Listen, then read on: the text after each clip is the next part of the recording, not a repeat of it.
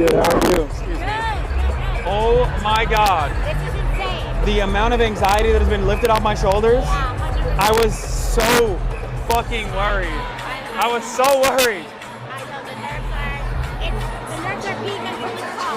It felt like February in Nevada, where you're like, oh my God, is this happening? And then you're like, oh no. Yeah, is it gonna happen? Yeah, so I'm so glad. I'm so glad it happened. But listen, you know this better than anybody else. The job is only beginning. Oh yeah, this is step one. And look, people keep asking me like, what do you think? Oh, will he be able to get his agenda across? And I'm saying like, look, there are people like myself. We are ready to mobilize to make sure that we apply pressure where pressure is necessary in terms of showing up, in terms of being loud, in terms of making sure that people understand that there are uncompromising values here at play in terms of doing right by the working class. Like I think it's very important that he succeeds. That's right. So that, I mean, I know it makes your job a lot easier as well as mine to be able to tell for you, your colleagues, to be like, no, it works, right? Because this is something I talked to Rashida about as well, where I was like, are politicians just like cynical or are they stupid? Do they not see that these are like very popular policies? Yeah, I mean, but we have to prove that we can overcome all of the special interests and all of the money that will pile in. I mean, it's one thing to say that these issues are popular with voters, but it's another thing to say that they are popular enough and strong enough that they can withstand billions of dollars in ads and in what Oh, yeah. we, put against you if you stand up for them. And so I think this moment is. I feel like the think piece is already, they're already starting. I can see it.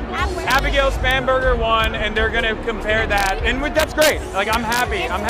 Whenever a Democrat wins, like I'm the most lived up tonight that I will ever be. I don't want Republicans to win. A lot of my anxieties were with the campaign early on with Kamala Harris. Like that was what my frustration was, where it was like, you guys are taking a very risky gamble here, trying to lean into right-wing stuff. Well, what Zohran did tonight is that there are races where Democrats won against Republicans, which is amazing and fantastic. Yeah. This was a race where he won against Republicans and he won against the most powerful of the Democratic Party. And so he did not just defeat one party, but he defeated the old guard of two. Yeah. And he did it not in a L for Democrats, but he did it because this is what our future needs to be. Look, I tell. If people aren't going to let go, we have to take the reins. Yeah, I tell people all the time, I'm like, listen, if you guys don't want to do this, we will claw it back and we will pull you kicking and screaming to make sure that you do right by the working class, to make sure that we are effectively combating the growing fascist movement in this country, because it is a real, ever-present danger. And I don't think a lot of people who've grown far too comfortable in their position of power recognize the imminent threat that is